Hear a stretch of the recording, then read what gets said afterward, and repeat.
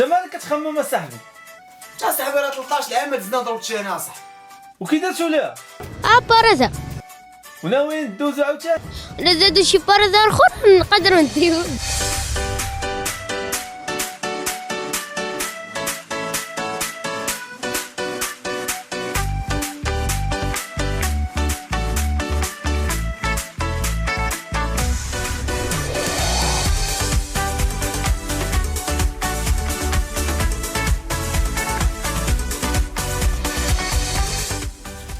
وي السلام عليكم ومرحبا بكم معنا في الحلقه الثالثه من البرنامج ديالكم فكرون في الكام. اليوم غنهضروا على الربع النهائي ما بين المنتخب الوطني ونظيره المصري واللي 31 عام ما ربحوه.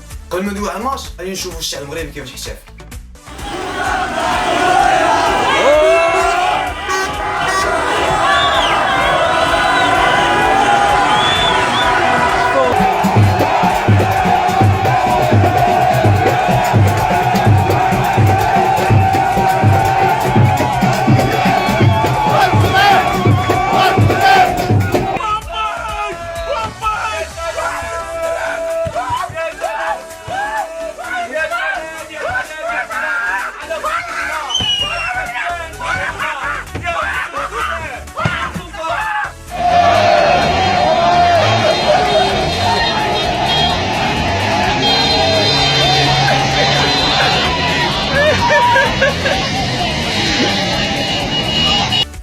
عام احتفلنا هذا موضر كيفاش يحتفل والكنز ديال الاحتفالات هذا. ودابا راك المعقول المنتخب المصري ماشي بحال المنتخب ديال شحال اللي كان كيخلع. المنتخب المصري بالنيفو ديالنا اللي حنا به منتخب كيبان لي انا عادي الا جيت حنا فايتينو بشويه. اذا جينا ندويو على النهج التكتيكي ديالهم هو نهج تكتيكي تقليدي كيلعبوا ب 4-2-3-1 او 4-4-2 تقليديه كلاسيك. واذا لاحظنا حتى ان نقاط الضعف ديالو هو انه على اليمين عندهم صلاح اللي المدرب ديما عاطيه الادوار الهجوميه يعني كيخلي في الكروار ديالو لي سباس. والمشكل اللي عندهم هو النني اللي مازال ما وصلش لنفس النيفو ديال الارسنال.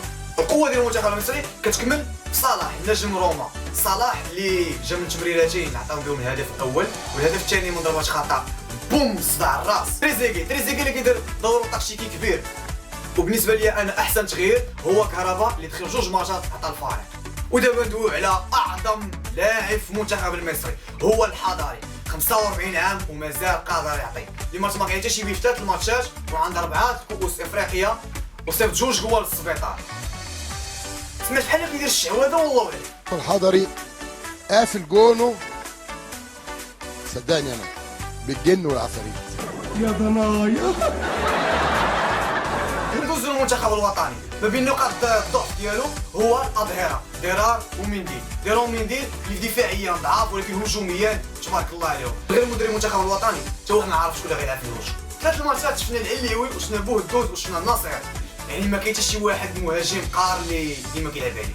بالنسبه لاحمدي شحال من واحد كينتقدو فهو كيقدم الدور ديالو التكتيكي على احسن وجه والاحصائيه كتبين ذلك. وخير دليل هو البيت ضد كوت ديفوار. اللي كيديروا المؤثرين وما بينهم فيصل فجر اللي كيدير الدور التكتيكي على احسن وجه لانه كيرجع يعاون ديرار في الجهه اليمنى وايضا انه كيطيح ديما في الثلث الثاني من الملعب. واخيرا غاديو على واحد السيد اللي واخد تحقق كبير في المنتخب الوطني اللي هو المحمدي اللي دار مباريات ممتازه خصوصا ضد كوت ديفوار. وصلنا لنهايه الحلقه. نتمنى تكون هذا الاعجاب ديالكم وما تنساوش تجمجمونا وتجمجموا الباج وكان هنا